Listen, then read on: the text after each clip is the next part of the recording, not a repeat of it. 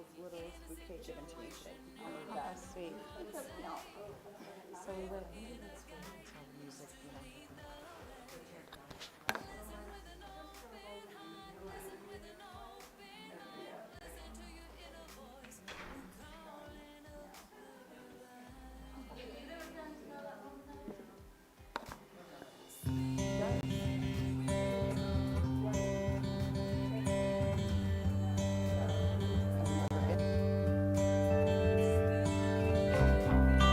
There is a space in my heart. I find the truth.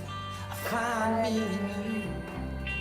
A truth beyond what you may see now. But when we are one, we bring more good about. No matter who or what you call yourself, where we come from, yeah. There is a place in this world with open arms right now. I like to sing, but nobody should hear it. Welcome to peace. Welcome to our community. Be who you are. Let your light shine. We're so much more. Oh, yeah. Do I get it? Already kicked off. I just try to, have a little more variety. Welcome here. See with new eyes. Allow and unfold. Embrace and let go. Trust the flow. There's a freedom in love when you follow your heart. Together we are stronger than we could ever be apart. No matter who or what you call yourself, where you come from, yeah. There is a place in this world with open arms right now. Welcome to love. Welcome to peace. Welcome to our community. Be who you are. Let your light shine. We're so much more when we unite. You are welcome here. You are welcome here. Breathe in and out. Slowly feel all that's around you. All that you feel, all that you know, let it go. Welcome to love, welcome to peace, welcome to our community. Be who you are, let your light shine. We're so much more when we unite. Yeah, when we unite. Oh, we unite. Yeah, yeah. When we unite. Yeah, yeah. You are welcome. Love is welcome. Peace is welcome. You are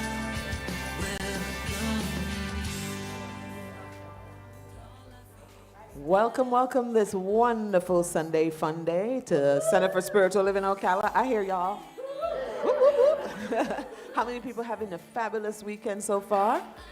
Right? Y'all loving that beautiful weather that's out there. Hopefully you're going out on the springs or to the beach, or maybe you're at home chilling in bed watching us online. Hey, how y'all doing? Welcome, welcome. All right, who has the... Oh, Cindy has it. Can you click me? All right, so She is our clicker. She didn't realize she still had it. It's okay. Our mission here is that we embody and share truth principles and spiritual practices that empower us to awaken to the power and presence that lies within and all around us, so that we may facilitate spiritual healing and the elevation of our individual and collective consciousness. It's a lot. It's our mission, but guess what? We have people in this audience today who are actually living and breathing this mission, and that's why we're so excited about presenting this today. And our vision is that we are a thriving New Thought community dedicated to spiritual growth and practice. That's why we show up. Sacred activism and the transformative love that reveals our interconnectedness and our oneness, right? Our interconnectedness, not just oneness, but we're all interconnected. Sacred activism is the intersection of consciousness and action. It is the place where prayer and service activate love. Spiritual principles that you do at home, in your spare time. Hopefully you're living and breathing your spiritual principles and starting with the spirit first and then getting into the mind so it shows up in your body. But this is how you show up in the world. Spiritual principles becomes how you live and move, and sacred activism is how you show up as a beneficial presence in the world to do no harm, which I love. Our values, I invite you to say them with me. Wholeness of spirit, spiritual and personal growth, collaborative, synergistic community, abundance and prosperity, love and compassion, appreciation and gratitude, peace and balance, power of freedom, diversity and inclusion, generosity. Thank you so much for that. And now our announcements, just going to flip through them real quick. We have our Science of Mind magazine in the bookstore. If you'd like to get one, please let Erin know, or just go ahead and get your copy in the bookstore. We have only a few copies available in the bookstore. Rent a Slide is available if you have a business or a shout out or happy birthday. It doesn't really matter if it's just a I'm fabulous and I love to see myself up on the TV. That works too. Rent a Slide actually helps our community grow in a financial way. So please let us know if you are interested in that, and you can always scan the QR code. The Spirit Monthly newsletter goes out every beginning of the month to kind of let you know what's going on in the community for that month. If you are not receiving the monthly newsletter, do a couple of things. First, check spam. Well, actually, first sign up. If you still have not gotten it, then check your spam. And then if that doesn't work, I find that if I just search CSL Ocala, it tends to pop up in my email. So go ahead and look for it. If you cannot find it, just let us know, and we will get you added to the list. The foundational course is coming up, offered on Thursday, starting May 7th for 6 weeks. This is a new revamp of foundations. Reverend Cindy Grimes is going to be leading this. Change your thinking, change your life. It's the foundational of what we teach here, and foundations is needed to hold leadership positions and be with our babies in the back. So please let us know if you're interested. The investment is $275. The Ebb of Life, hosted by Jennifer Moye. We're going to be doing the second of the three-part series. We did the first part last week, and so the second of the three-part series is after center today. No. Is it? It's the second is May 17th at 1 o'clock. May 17th, and it is Sail Away Your Final Wishes. So you want to know more about it, I'm sure she's going to talk about it more today. Volunteer opportunities are available. So if you're interested in getting into, I don't know, the bones of this community and helping to become one of those that helps to drive the machine, we would love to add you to our volunteer circles. And a little bit about volunteering, one of the things that we decided to add, which some people don't know about, is Sunday socials at Your Phoenix is Rising. That is for our volunteers to be able to plug into some fun. So fun. Fully unplugged now. We get to do that in the evenings on a Sunday. As volunteers, we just kind of hang out and chill together. The Hub at Center for Spiritual Living Ocala is available. Work, connect, restore. Together we are rising. The Hub is offering restorative experiences, meaningful connection, and tools that support personal growth and collective well-being through shared workspace. Now you could work at home, you could work in a little corner at Starbucks, or you can come in here and work with this energy all around you. And not just this energy, we then get to cross-pollinate each other and help to big up our communities and our clients even more. Wellness technologies are also introduced, cultural events and community gatherings. So you definitely want to be a part of the hub. That's it.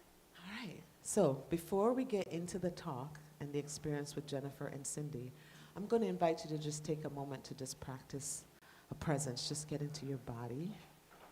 If you're one that tends to ground, taking off your shoes, it's a great time to do that. If you're somebody who has to move a little bit before your body accepts information, do that as well. There's something about somatic movement. Even though this topic in the past has been heavy, even though we talk about the end of life as if that's the end, even though there has been conditions in the past that told us something else, we are opening our hearts and our minds into this experience. Spirit is listening as Spirit downloads, comes through these two people, knowing that truth flows, our bodies are able to accept. We grab onto that which works in our world and let go of that which is not ours. As we step to this great buffet of life being presented by these two beautiful waitresses, we're able to pick and choose, to listen, to smell, to feel, to connect, and then use it in our world. Ashe, ashe. Come on back. And now our inspirator, the one that inspires our growth, the one that stands over us and says, girl, girl, girl, come on, come on, come on. Reverend Cindy Grimes, everybody. Give it up. Thank you, Donna. Can you all hear me? Wonderful. I'm so excited for this morning. Our guest is Jen Moye. Come on down, Jen.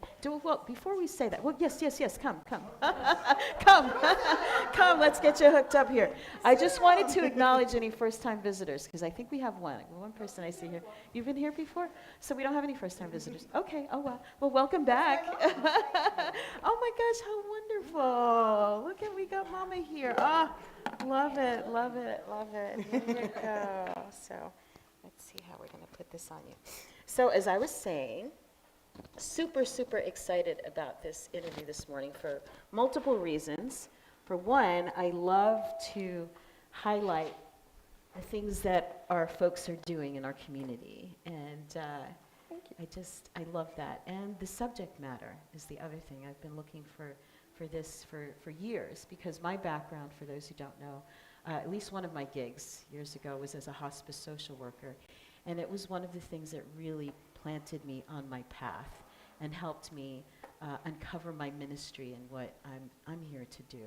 And so there's so much juiciness in this conversation. I just can't wait. So here's what I know. This woman works in a dental office by day, and she is right. a doula by night, maybe. I don't know. Nights, weekends, PRN. Next, yes. Eventually full-time. Fabulous. So before we get into like what a doula is, because I'm sure there are people here that don't even know what that is, what was the thing that said, okay, now it's time for me to take this step? Yeah, so in any other place this would sound strange probably, but here maybe not as much. But I was at a period of my life where I was doing some really good meditating. I have to admit I've fallen off track, as many of us do. We kind of ebb and flow with many facets of our life. But I was doing really good meditating. I was waking up automatically at 3:30 and meditating for an hour and a half outside in my lanai until the sun came up. And during that time, I did have a vision or visitor, which I told my son and husband about, which I shouldn't have because they weren't ready for that. But I saw on a chair in front of me, I saw, it looked like a bunch of fireflies just on the chair, to the point where I was like, what is that? And I didn't say that out loud, but momentarily in my head, and I said, whoever you are, thank you so much for being here, because I definitely felt a presence. So that was all well and good. Few days later, maybe a week or so later, I had been done meditating. I went inside, and it wasn't quite time to get ready for work, so I went inside. I was in my recliner just kind of meditating a little bit more. I had some time, and I heard a voice, like clear as day, saying, "You're a death doula." And I was like, "What?" And then I was like, "What is that?" So I literally Googled it, and it made sense, and it felt like the hat fit, and it felt like many things in my life had prepared me for this. So I became a dental assistant. Now I do admin. I'm in an office by myself, but I became a dental assistant because I wanted to help people approach a scary subject or something that people dread and didn't like with humor and levity and comfort and peace. And that thought came to my head, and the voice said, "It's the same thing. You're doing the same thing. You've been doing this." So, and then other than that, I didn't realize how much until my daughter reminded me. I've not had a fear of death, but thought about death maybe an abnormal amount of time, more than the average person, or maybe the average person doesn't talk about it. I don't know. You guys all have to tell me. So I knew what I wanted for like my death plan. Like I wanted, my ashes sprinkled off a boat, the family there playing Dust in the Wind, and my kids knew this when they were in elementary school. I thought that was a normal conversation. Apparently, not everybody has that conversation. Then I never really had any deaths in my family. My grandfather was the first one who passed away, and I was my two grandfathers, my mom's dad, but they were older. You kind of expect that. So like I always was like, oh, we live, we die. Like it was just always a thought for me. And then my little brother died. That hit different. He was 34. He had a 1-year-old and a 3-year-old. And when he passed, my little brother, my kids, and my little niece were on their way. We were in Orlando. My mom was taking care of him every day. She worked at Disney by day and was a caretaker for her dying son when she wasn't working. And so she called me. I was in North Carolina. She called and she said, "Hey, Jen, your brother needs his big sister to like kick him in the butt and give him some tough love." And when I got there, I knew it wasn't, in my heart, I knew it wasn't just to tell him, "Hey, toughen up, you need to fight this." Like I kind of felt like we were getting to the end. And he was Buddhist. He taught me Buddhism, or tried to, and I was really resistant. I was like, nah, it's not my thing. So now that I've learned more, I've learned that in Buddhism, how you pass is, I wouldn't say more important, but equally as important is how you lived. So it helps affect your next lives. So he passed peacefully. The few days before maybe weren't great, but he did pass peacefully. And when he passed, we had family members on their way that were driving down and didn't make it in time. That was intentional. My brother did not want his baby brother, his baby niece, and his little niece and nephew there. So the people who were supposed to be there were there. They were broke down on the side of the road an hour away. That's how close they were. As soon as he passed, they got help. They were on the side of the road for hours. But as soon as he passed, rescue came. So, coincidence, divine intervention, my brother, whatever you want to call it, it was intentional. After that, the family was all there. My mom was in the room, and nurses kept coming to take my brother away. We still had my dad coming and my aunt. And I was like, no, I'll stay here with him. You all go. And I stayed there with my brother's body because he was gone. I felt he was gone, but there was a smile on his face. He was at peace. And I was at peace, and I felt very honored to be there with him. I felt honored to hold space for his body as they kept trying to take him away and, clear the room for somebody else. I'm like, we're not done here. So that was the first. 6 months later was my mother-in-law. No, my stepmother. 6 months after that was my dad, and I was the only one with my dad. It was not a peaceful death. The last two of those, they were scared. They didn't know where they were going. They were crying. They were screaming out. My dad was clutching me and pulling me towards me, which I don't think I've ever told any of my family. And it wasn't pretty. So I want to be the person that helps people have a good death or the best death possible. And, I want people to be able to talk about what they want.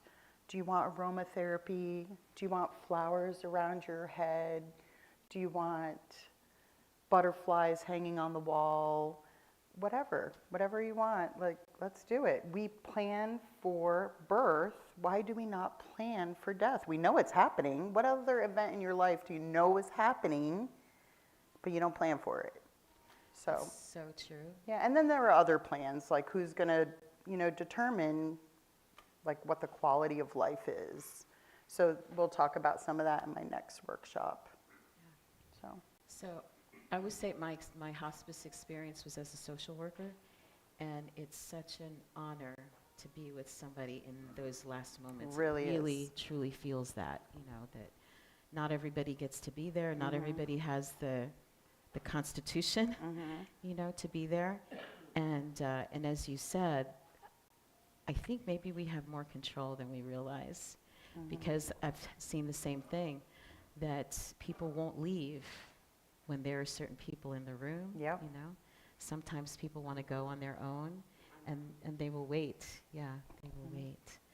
So thank you for doing what you're doing. It's so Thank beautiful. you. So all of that conversation was going on in your head, like kind of, I should do this, like for how long? For years? No. Actually, I'm a strike while, anyway, when I get a thought, I just go with it. So immediately after, well, not immediately, I would say within a week after getting that message and researching what a death doula is and does, and not only thinking, can I do this? There were back and forth between probably my human self and my spiritual self, maybe. Like, why me? Why not me? Why now? Why not now? If not me, who? I can do this. I'm comfortable with it, and I'm passionate about it. So it's meant to happen. So then I was like, all right, so now what do I do? Well, you don't have to be certified to be a death doula. Anybody can be a death doula. And actually, we're all death doulas in a way. Anybody who has been with a loved one in the end of life is a death doula. You've helped walk them home. And I posted just this morning, Ram Dass said, we all walk each other home. And that is true. So we're all here. We're all one anyway. So we're all here to help each other, part of this big circle. So, but shortly after that, I was like, well, I do want to be legitimate. So, and I want to know things I don't know, and I continue to. I do courses every single week, but I started researching courses, and I was like, $6,000. Yeah, I live paycheck to paycheck. I don't know how this is going to happen. So I pushed that in the back of my head, which I don't do terribly often. And I found a course online. It was like $97. I did that. I whizzed through it, and I'm like, oh, I wrote this course. It's so basic. It wasn't, there was no spirit, no depth. So I took that and I started researching, and there's a lady that I just adore, Alua Arthur. She is my muse, and she is the kind of death doula that I aspire to be. And there are others too, but so I started watching her TED Talks. I started watching her YouTube videos. I looked at the price of her class, In person, it was 6,000. Online live was 3,000. And then on live self-paced was 1,500. And I'm like, oh, all of that was really, But I kept watching and watching and watching and just praying and meditating for there to be a way. And the way happened, and I got a certification through that course. Nice. And now there's other courses I want to take too, because they all have different pearls. Beautiful, beautiful. Oh, so we have a couple questions? No, it's not a question. I think music is coming from someone's cell phone because it's not coming from the outer speakers, and it's a little distracting. So Oh. if everybody can just kind of look at your cell phones real quick, make sure somebody's not playing music. It's funny, I was wondering the same thing. I was Thanks, like, Donna. ambient music. That's what I was like. I guess somebody decided to play music in the background. It is beautiful. I was like, well, this is new. Yeah. Thanks, thanks. All right. Okay. Thank you. So, yeah, from my angle watching, it was like, you had this idea, and then all of a sudden, it was boom, it was here, and then it Yeah. was like, within days, you had a workshop, you had everything was like ready to. It started probably about 9 months ago. So a lot of things were happening. Actually, it was a year ago, almost exactly a year ago, May, now that I think about it, because I did mention it to one other person other than family, and it was nobody in this community. And they said, oh yeah, I was going to do that too. Everybody's doing it now. And I was like, that's not why I'm doing it, but okay, and thank you for your input, and I'll just keep it to myself for a while until I feel ready to go out there. So, Yeah, and yeah. then you did it, you just went out gangbusters. yeah. Awesome, awesome, awesome. So, you know, our theme for this month was being who you were born to be. Yeah. How does that feel for you now? It feels good. Yeah, it feels very natural. I volunteer for hospice also, which I adore, and I do hospice events and different things, but I have a lady that I work with, and specifically I just like to have one client at a time, or she's a volunteer situation, so clients it's different, but I love it. It just feels natural. It feels, I'm glad that I can be there when her family is not able to be there physically, emotionally, mentally at all. So, and we don't have the same religious or spiritual beliefs at all, but she is very passionate about what she feels and believes, and, you know, she's starting to go through, you know, life review, and I'm glad I can be there for her. Yeah.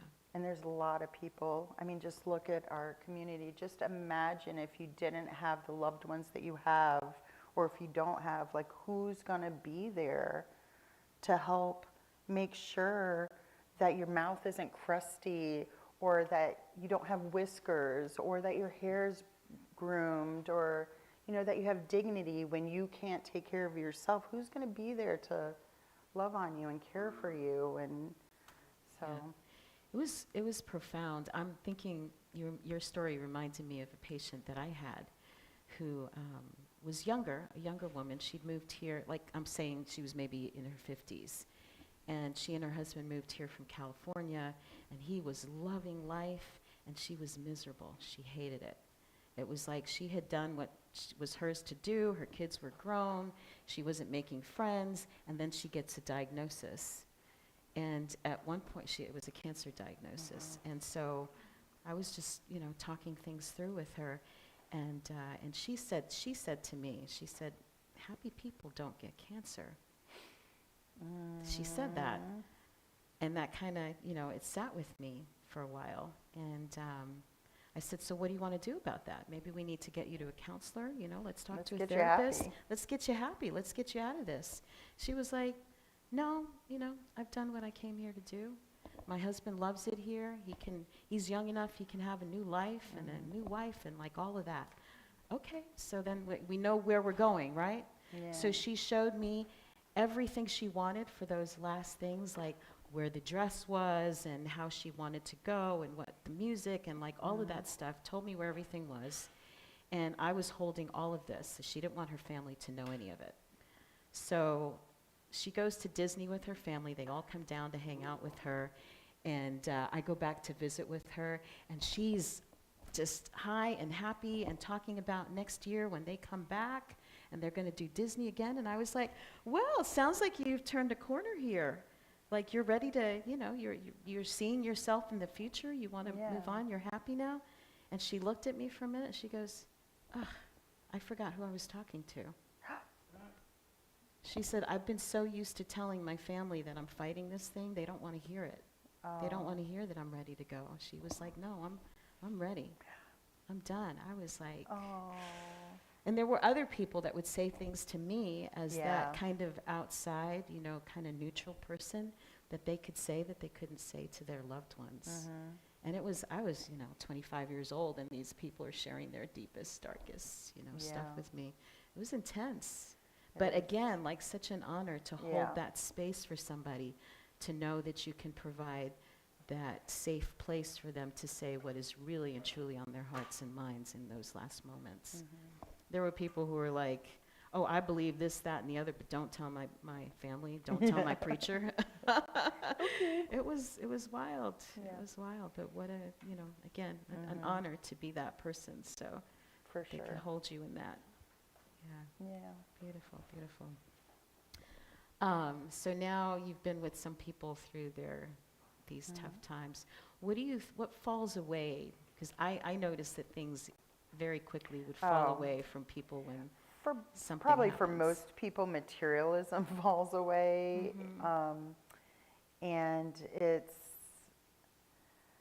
I mean, the goal of hospice is to have quality of life. Like people think, oh, I'm not going to put mom or so-and-so in hospice because that's where you go to die. It's where you go to live as freely as you can, because maybe you can't do that at home.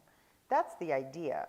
So you have enrichment and, you know, so what goes away is pleasing other people and focusing on what feeds your soul.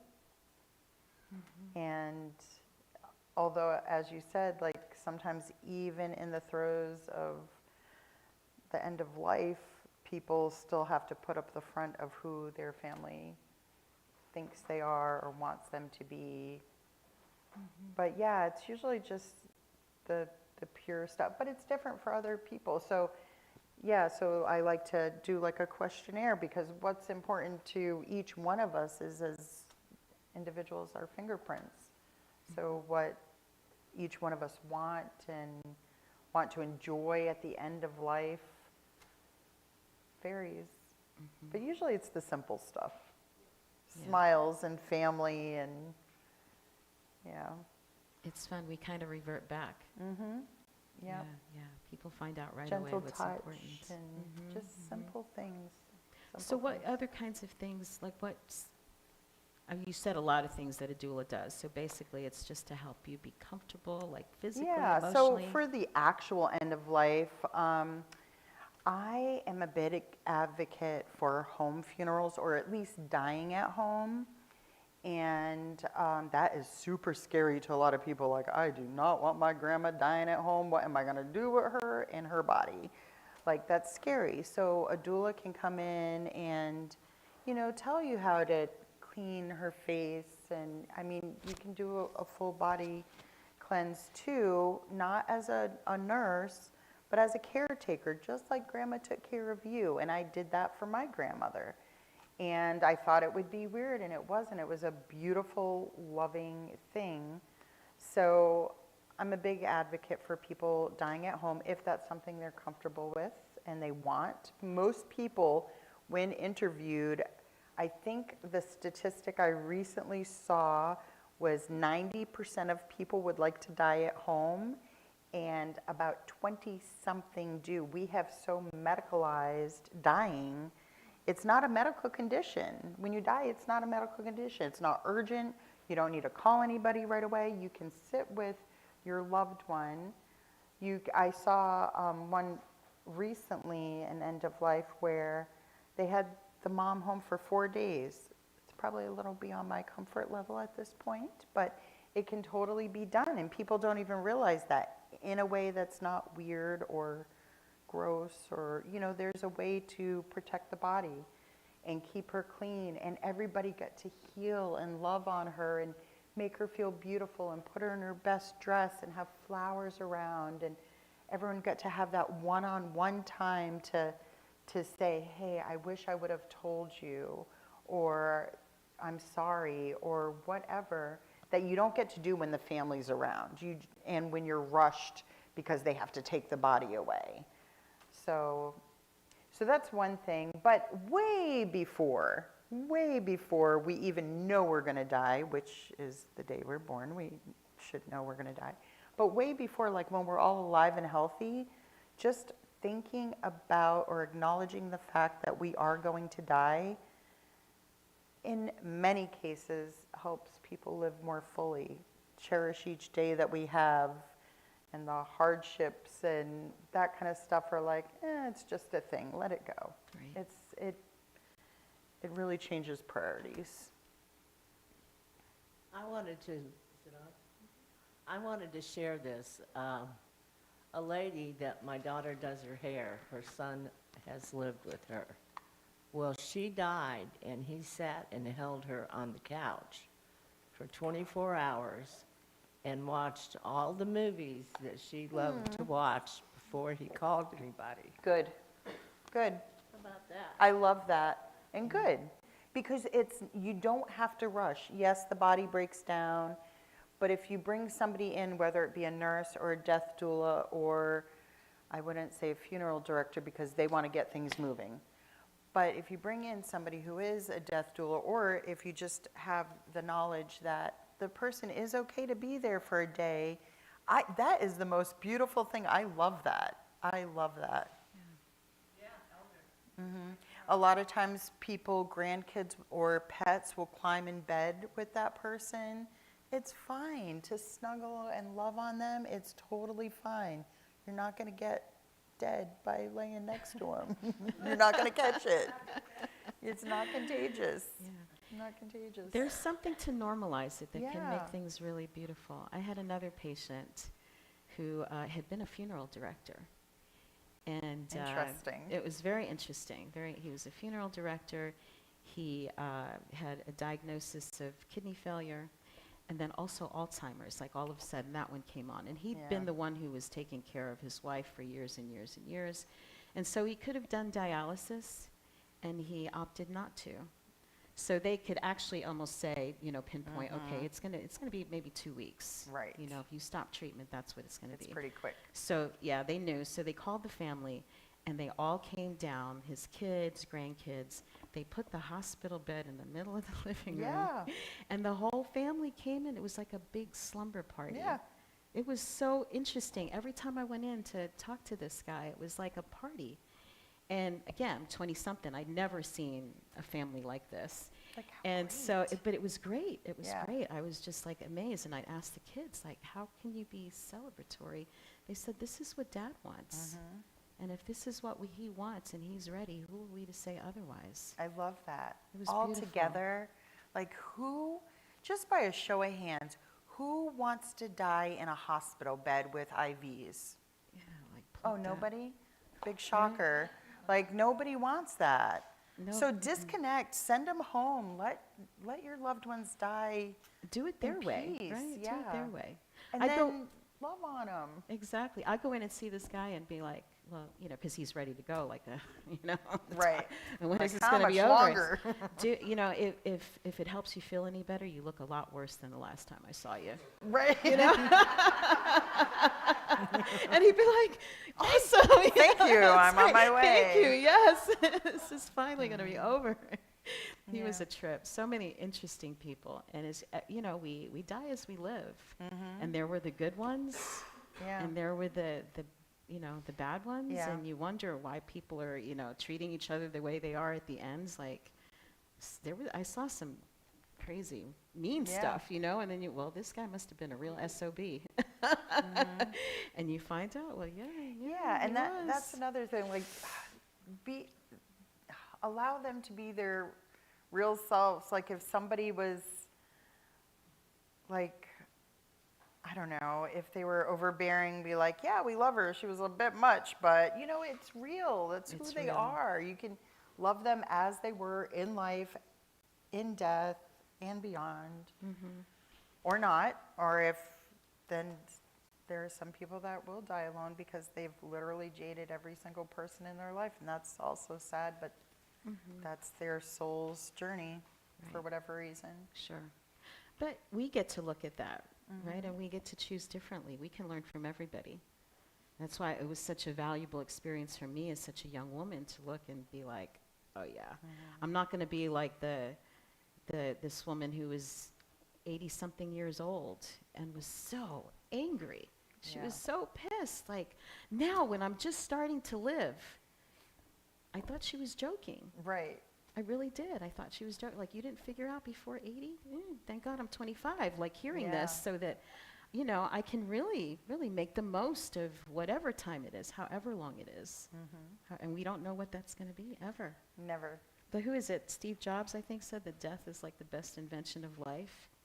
I wouldn't be surprised if he said that. Because it really just like, let's get things going. And all this other nonsense, the materiality, the petty BS, like all of that, you just like let it go. Like, let's live. It's and bigger than all It's that. so much bigger. It's so much bigger.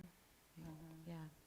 Do we have any questions? Anyone want to say anything or ask anything? say something about my Wait, Yes. wanted to say something about my son. my brother, for those who you don't know. When he was in the hospital, they wanted to, hello? Maybe They it's not on. wanted to remove his, We're going to switch mics. Wait, in a hold on second. 1 second. We've got people listening at home.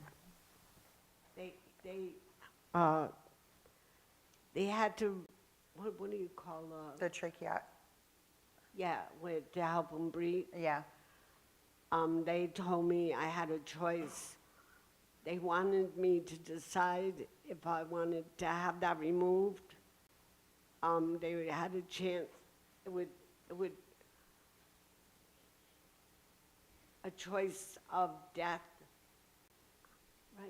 I don't- Yeah, it was like it was It- breathing tube. So, And and they- probably Donna knows the correct terminology more than we do, but they gave her the choice the day before that when you come back tomorrow, you're going to have to decide if you're going to unplug your son. Right. And it's very business-like. I mean, they try to be nice about it. They really do. So I had to choose if he was going to live or die.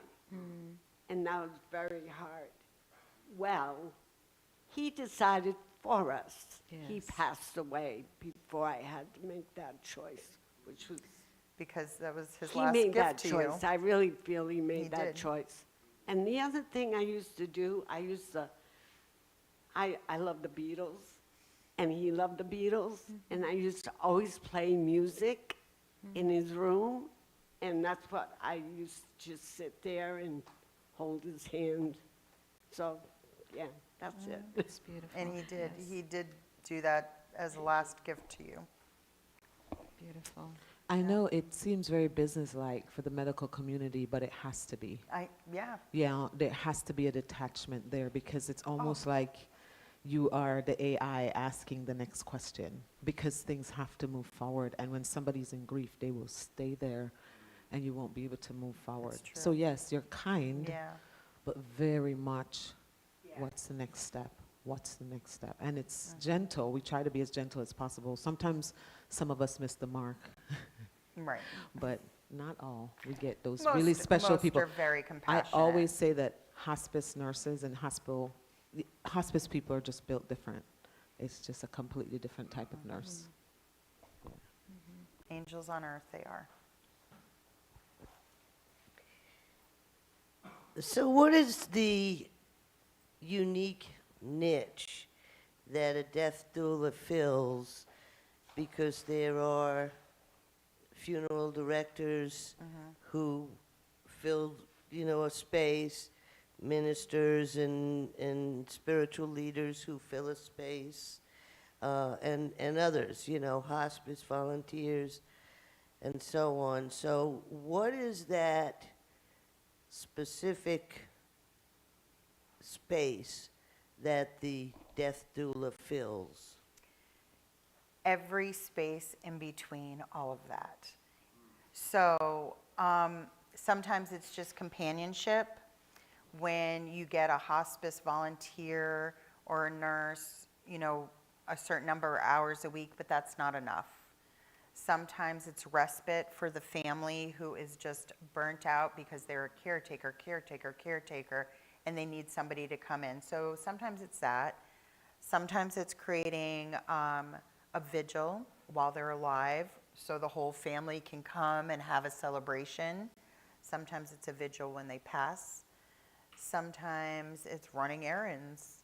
It's literally whatever the needs of that person are and the capacity of that death doula.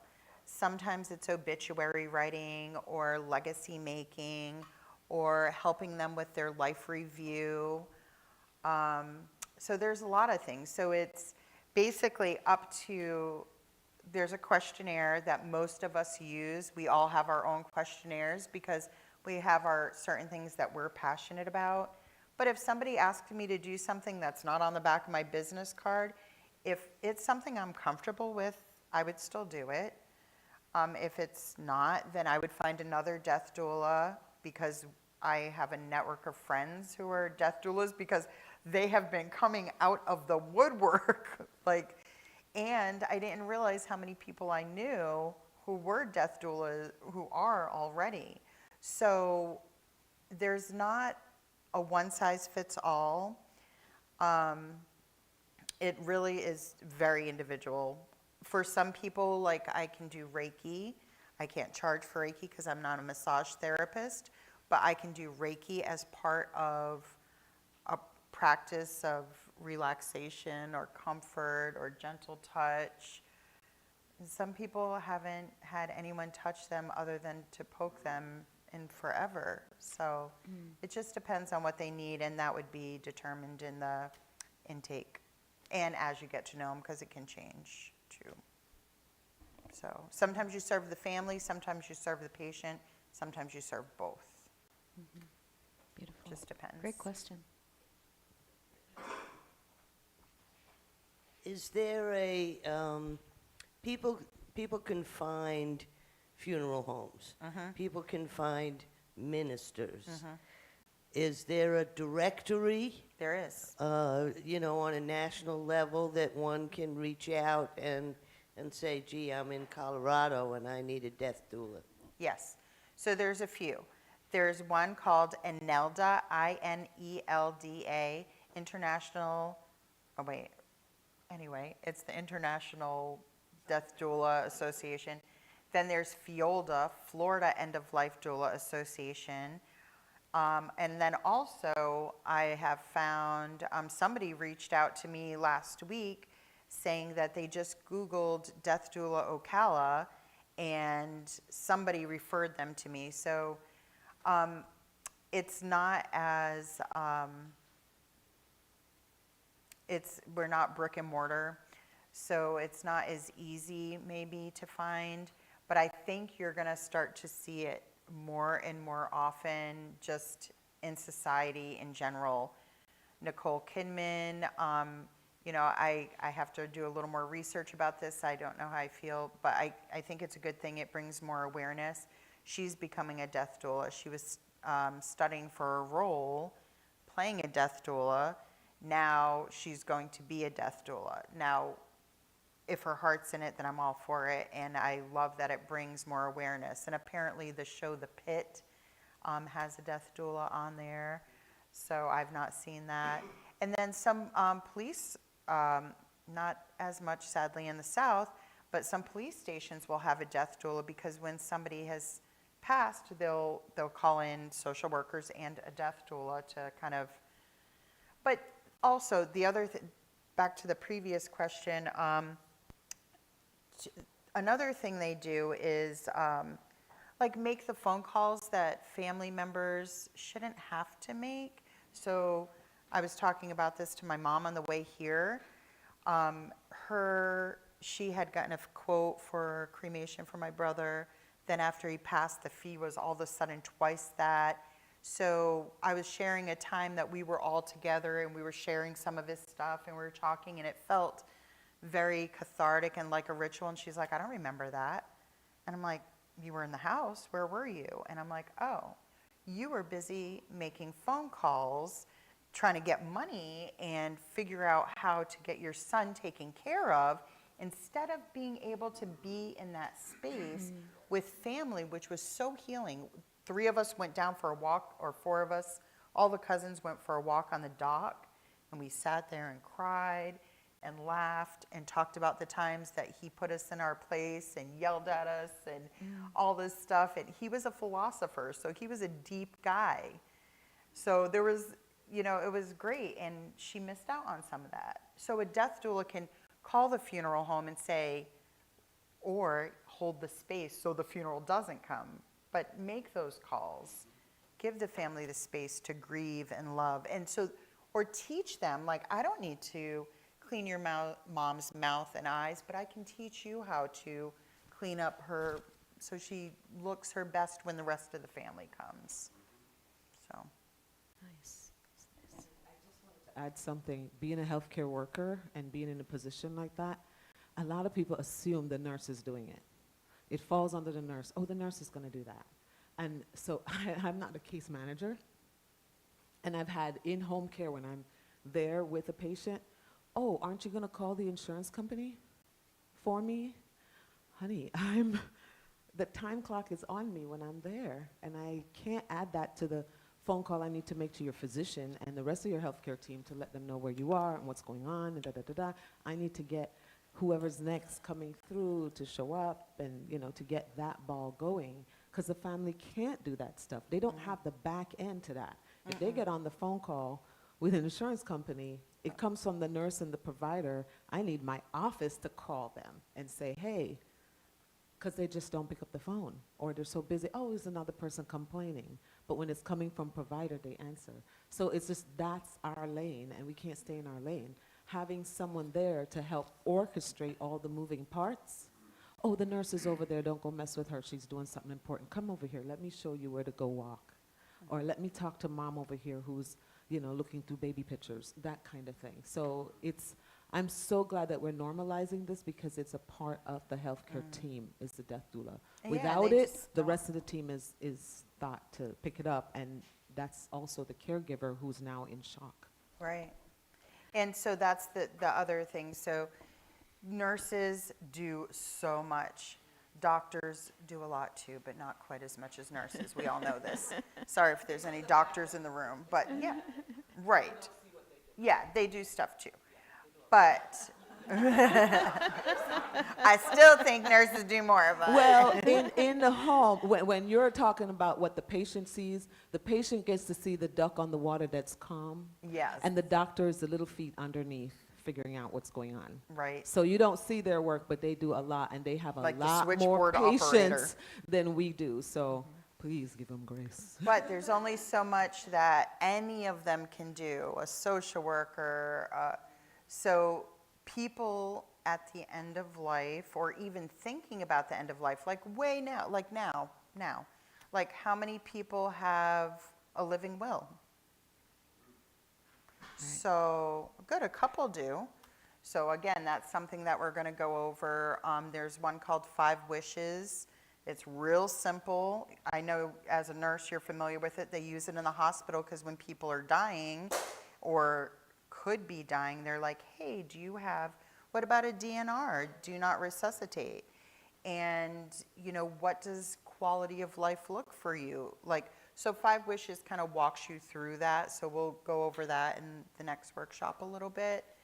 And then, beyond that, people used to think it was just cremation and burial.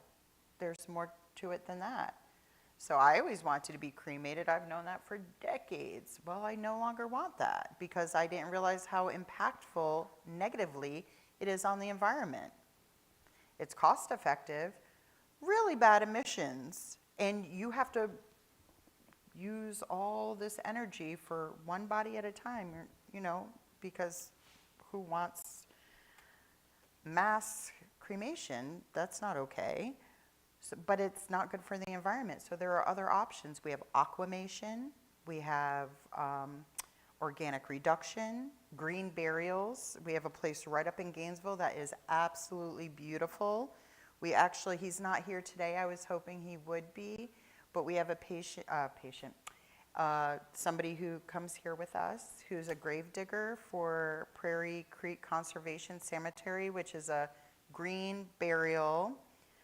They haven't changed their fees in years, but they conserve land. They replant Florida native, and it's also a cemetery. So you're buried there, volunteers dig, you get rolled out, no casket. You can have just anything that's biodegradable. Or so I love that. I didn't tell my mom this, but I reserved a plot there. Sorry, Mom, surprise. Again, families don't really like to talk about this, so here we are. I'm sorry? Did they charge double for Rob? No, they charge less if you're cremated, but you cannot be embalmed. You can't be embalmed and then cremated. Right, bad for the environment. And unnecessary, completely unnecessary in most cases. Apparently, a death doula wears a lot of hats. Yes, and some are very laser focused. They only do legacy projects, or they only. But I want to do whatever I feel called to do and what people want me to do. How extensive is the training that goes along with becoming a death doula? And is there levels of certifications and so on and so forth?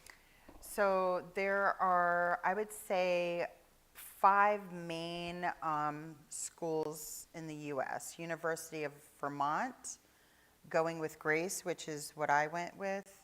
Doula Givers with Suzanne O'Brien. She's an author. I do a lot of her online things. Anelda is probably the number 1.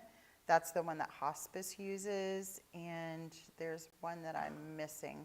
But, so I did the online self-paced after that quickie one that really was just a Get you started. yeah, I mean, so I still have the certificate, and it did open my eyes to some things I wasn't aware of, but the next one I did was way more detailed. They all have their own kind of vibe, so the Going with Grace one was I was the most spiritually aligned with that one. It had a lot of meaning making, and she's a proponent of green burials, home funerals, that kind of thing. So very much in line. I don't know how long it takes most people. I did it. It was 11. I want to say 11 or 12 chapters, which I did in a few months. But I'm a good test taker. And I was really passionate, and I would feel like I was totally fueled on spirit. I was just like, so, and there's testing at each section, and then there's a final exam. Because of the importance of what you take on by the nature of what a death doula is there any regulation? None. So at this point, there is no regulation, which is good and bad. So I've not heard of anybody misusing their position, but of course that could happen in any situation. Also, because there's no standardization, finding a death doula and finding clients is trickier, because it's just kind of everybody's an independent contractor. There are a big part of the course is morals and ethics and things that are not okay, and of course it's going to end up being personal you know, people are going to be ethical or unethical if that's who they are. So, but the people that I have encountered from classes online, and I take classes online, like I said, weekly, with people from all over the country, all over the world, their heart's in it. They're in it for the right reasons. They're in it because it's a calling. So, and then once it gets standardized, you know, some of the freedoms will be taken away. Like already as a death doula, I can tell you there are things like it's illegal to charge to clean a body after they die. Only a funeral director can do that because funeral directors make the laws regarding death because that's their livelihood, that's what they do. So they're the ones lobbying for laws, and the laws favor them. But we can do it, we just can't charge it as a line item. Do you register with hospitals to make them aware that, hey, I'm out here if you need me as a fill-in, or funeral homes and, you know, any of those places that would handle end-of-life circumstances? I'm starting to. I'm networking both to see what funeral homes that I want to use to refer people to, and crematoriums, and so yes. And hospitals, not as much. I do have a friend who is a death doula and also a chaplain at the Villages Hospital. So they don't use her as a death doula. Hospice has death doulas on a volunteer basis, and it really limits what you can do for people. So I volunteer for hospice, but I don't doula for hospice. I Reiki for hospice, you know, so it's what you're comfortable with. Yeah. I'm hoping that this kind of forum, like what we're doing here, and just sharing what folks in our community do, that we're out there supporting one another, you know. So if you've got somebody that's going through this end of life thing and could use a doula, you know, here's a person, right? Like let's lift one another up in our community. I'm just so grateful for what you're doing. thank you. Yeah. Any other questions? Hello? Okay. I'm just wondering, so for me, the concept of it's not the concept of death, it's a concept of all the things, the people involved. So as I'm sitting here, I'm just wondering, like if you were to go to a person who maybe wants something very simple, what are the essential people, in your opinion, that you would need on your team? Or is that an individual experience, or is that something a doula could take on for you? Or I'm just trying to think of all the pieces. and Like, how are you talking about like a home funeral or a ceremony or just All of the passing above. or any of the above? So all of it? it would be, so most of it I could do on my own. If it's something simple, it's just me.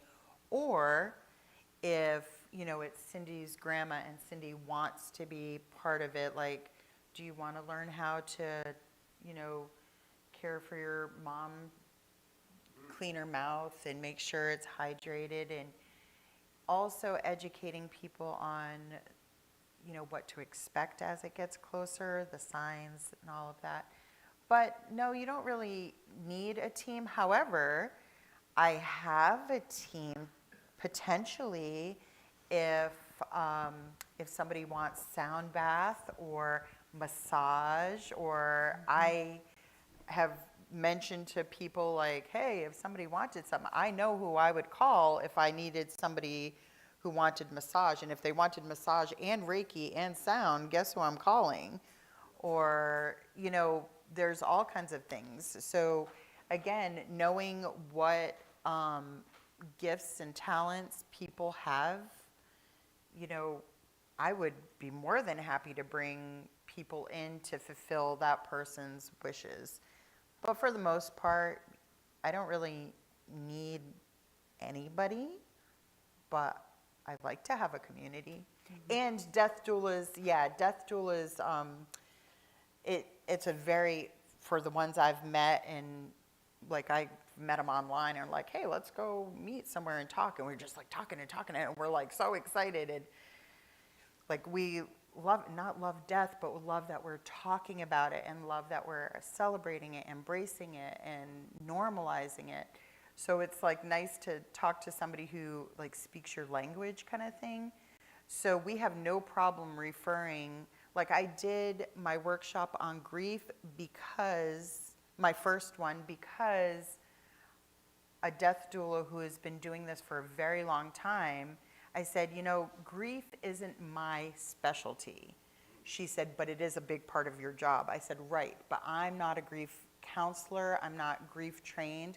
There are death doulas, going back to your other question, there are other levels like that get trained as grief therapists, just like people get, they might not be a social worker, but they're trained as a life coach.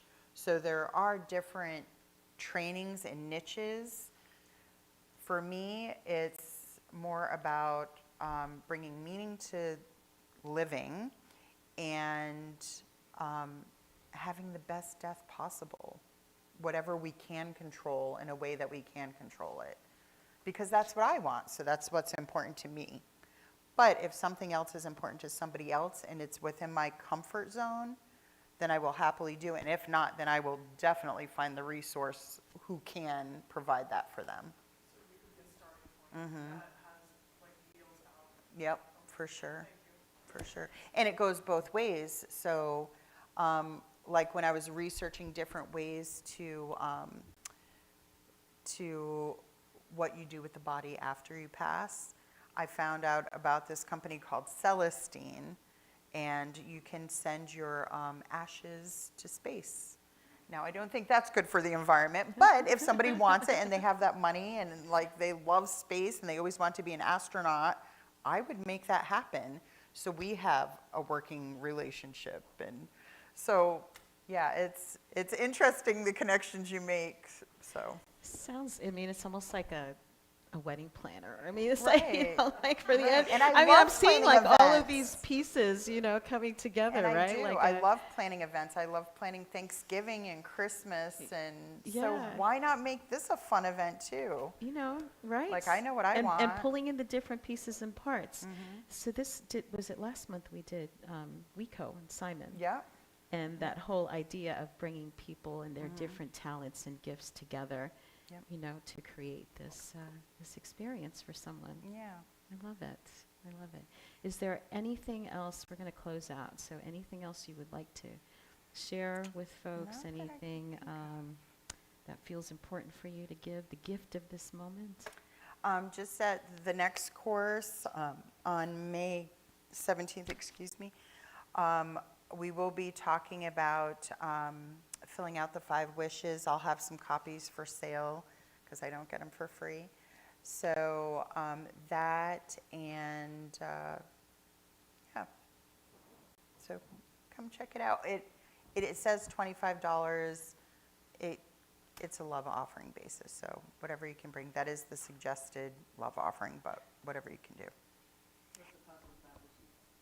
The 5 wishes, I think those are $5 each. I have to double check my invoice, but I'm pretty sure those are $5 each.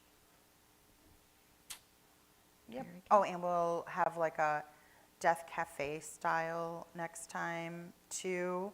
So, but we're gonna call it Death and Donuts. So, if you don't like death, maybe you like donuts. Oh, gosh. You never know how these things are going to go, right? That's right. So we'll end it on that, on Death Yeah. and Donuts. Death and just- donuts. Yep. And thank you Thank you you so for this much opportunity. yes. Thank you guys. Awesome.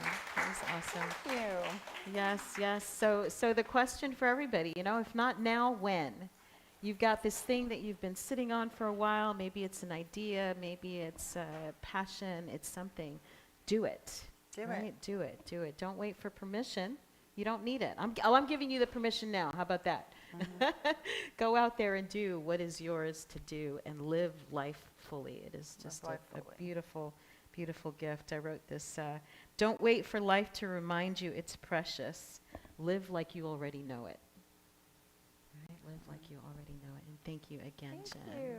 Yes, awesome, awesome. Thank you. So let's see what's next before we part ways. This is an opportunity for us to share our abundance and to give.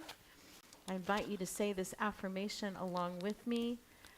You know, we don't charge people to come here, but we do have bills to pay, right? So, it is the nature of life to give of itself, as it is the tree's nature to bear fruit and the flower's nature to bloom. It is my nature to share the gifts of my time, talent, and treasure.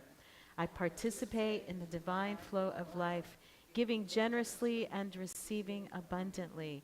I am blessed. Say that. Wait, say it. I am blessed. And I am a blessing. I am grateful.